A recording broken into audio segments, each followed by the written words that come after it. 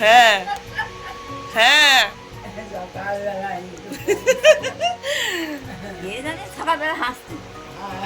তো আপনি মুখের সামনে বলছেন কে এটা?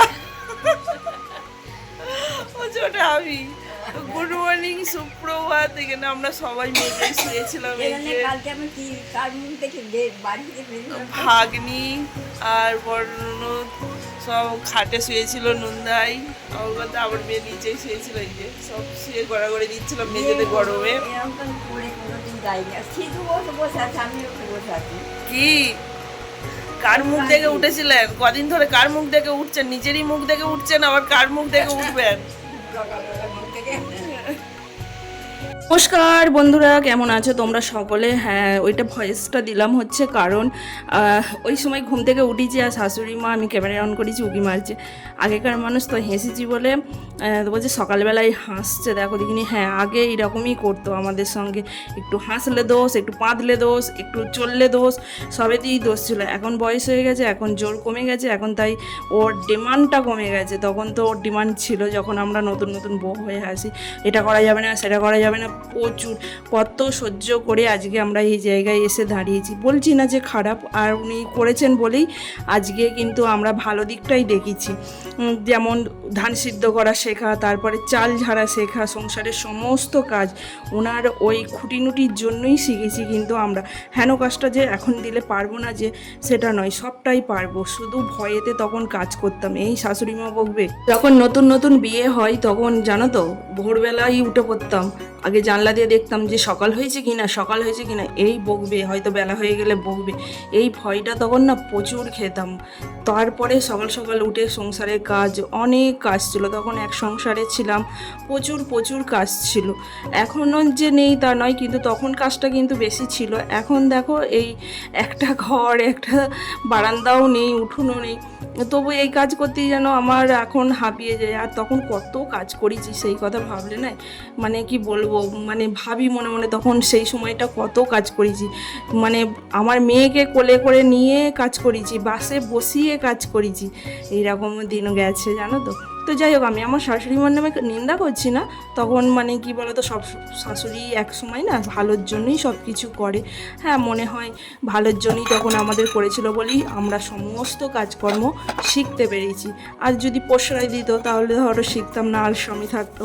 আর শেখার জন্য চেষ্টাও থাকা যায়।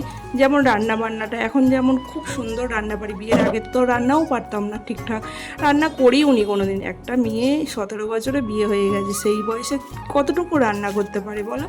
তো যাই হোক, এখন ভালো রান্না শিখে গেছি, সব কিছু শিখে, চেষ্টা আছে সব কিছু করার, তাই পারি। আর চেষ্টার জন্যই আজকে হয়তো এই জায়গায় এসে পৌঁছেছি।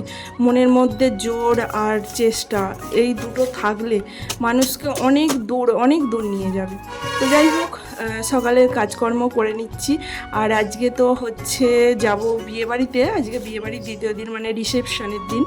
তো আমাদের তো বাঙালিদের ঘরে ফুলসজ্জা মানে 3 দিন করে না, নিয়মে 2 দিনে সেরে দেয়, কারণ প্রচুর 3 দিন থাকলে খরচাপাতি বলে করে না, আর অনেকে চাইলেও করে। তো গরম ভুলে বোঝাতে পারবো না, বাপরে বাপ। ও, একটু বৃষ্টি নেই আকাশে, কদিন ধরে এত পরিমাণ গরম দিচ্ছে। একটুখানি ঘরটা ঝাড় দিচ্ছে, একেবারে কাল ঘাম ছুটে গেল। তো চলো, আমি আর পাচ্ছি না। বিয়ে বাড়ি তো যাবো দুপুরবেলা, কিন্তু সকালে তো কিছু পেটে দিতে হবে। দেখতে দেখতে 11টা বেজে গেল, মানে সকালে কাজকর্ম সারতে সারতে 11টা বেজে গেছে। দেখো সকালবেলা নন্দাই বাড়ি গেল, চাটা করলাম, শাশুড়ি ননদ ওরাও চলে গেল বিয়ে বাড়ি। সকালবেলা ওরা স্নান টান সেরে চলে গেল, চা বিস্কুট খেয়ে বললো না আমরা বিয়ে বাড়িতেই খাবো, তোমাদেরকে আর এত ঝামেলা করতে হবে না গো, বিয়ে বাড়ি এসেছি যেহেতু। আর মায়ের তো মাথাটা ফেটে গিয়েছিল, সেখানে সেলাই দিতে হয়েছে, 3টে সেলাই পড়েছে, তার জন্যই আরও এসেছিলো। আর সকালবেলা সব দেখতে গেলে আমাদের ঘরেই সবাই শুয়েছিল, মেঝেতে খাটে বিছানা করে। এই একটাই আমার অসুবিধা বন্ধুরা, যে মানুষজন এলে আমি খেতে দিতে পারি কিন্তু শুতে দিতে পারি না, এটাই আমার কষ্ট। সে কখন স্নান করে এসছে, এখনো রেডি হওয়ার নাম নেই। আজকেও সেই 2টো বেজে গেল। যার দেখবে রাজপ্রাসাদ নেই তার বাড়িতেই দেখবে মানুষ থাকতে ভালোবাসে। হ্যাঁ, ভালোবাসি বলেই হয়তো আমার বাড়িতেই থাকে, খাই, শই, হয়তো এইটাই হচ্ছে ভগবানের, হয়তো এটাই নিয়ম, জানি না। ভগবান যদি দেয় কোনো দিন ঘর বাড়ি, আমার বেশির দরকার নেই, আমার দুটো ঘর হলেই যথেষ্ট। ভগবান একটা ঘর দিয়েছে, আর একটা ঘর দিলেই আমার যথেষ্ট ছিল, কিন্তু সেটুকুও আমার ভাগ্যে নেই। আমি বিয়ে হয়ে থেকেই আমার একটা ঘর, আমার এই দুঃখটা আমার সারা জীবন থেকে যাবে। তো যাই হোক, ছোটো ননদ ওটা দেখতেই পেলে, ছোটো ননদ এসেছে, ছোটো ননদাই বাড়ি গেছে আর ছোটো ননদ এলো, তো আমরা একসঙ্গে সবাই মিলে দুপুরবেলাও চলে গেলাম। যাই হোক, আজকে দুদিন ধরে রান্না বান্না করতে হচ্ছে না, এরকম বিয়ে বাড়ি পড়লে না বেশ ভালো লাগে, জানো তো। আসলে কি বলতো, আমাদের এই গরমের মধ্যে রান্না করতে ভীষণ কষ্ট হয়, তাই মনে হয় একদিন দুদিন বিয়ে থাওয়া বাড়ি পড়লে বেশ আনন্দ হয়। খাওয়া দাওয়া করে নিয়েছি, দুপুরে খাওয়া দাওয়ার পরে এই দেখো এখানে একটা নতুন ব্রিজ করেছে, তো এই ব্রিজটাই একটুখানি ফটো তুলতে এলাম, একটু ভিডিও করতে এলাম। আর এই মেয়েগুলো মানে কি বলতো, এইটা নদীর এপার থেকে ওপারে যাওয়া যেত না, বাঁশের ব্রিজ ছিল, তো এটাকে এখন কি সুন্দর ব্রিজ করে দিয়েছে। এই হলো আমার বর, আমি যদি কিছু ভিডিও করি আর এইরকম টোটো নিয়ে চলে যাবে, মানে ওর এক মুহূর্ত সময় নেই দাঁড়ানোর ওর বইয়ের জন্য। ফাঁকায় বেরোনো তো দূরের কথা, তার সঙ্গে মেয়েটাও সাথ দেয় ওর বাবার সাথে।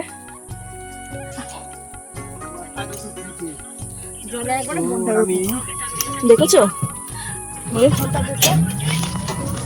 গাইস, দেখো গাইস কি সুন্দর, প্রচণ্ড গরম দিয়েছে, প্রচণ্ড, কি বলবো, সে বলার কথা নয়। আর মানে কি বলবো, মানে কাল ঘামছিলাম, মানে এমনি এমনি ঘেমে মাথা হাত পা, কালকে মানে কদিন ধরেই দিচ্ছে এত গরম।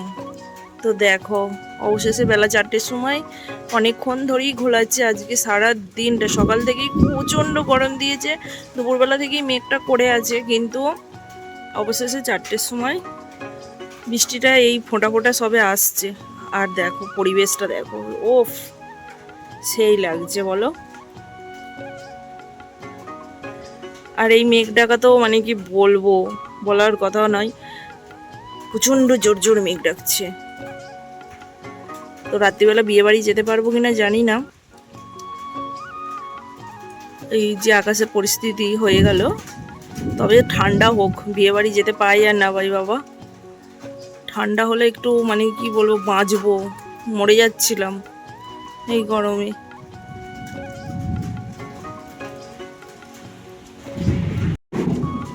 দেখলে কি জোর মেঘ ডাকছে, আর আমি এই সময় ভিডিও বানাচ্ছি, ভাবতে পারছো কত বড় সাহস আমার। এইবার চড়বড় করে জোর বৃষ্টিটা এলো।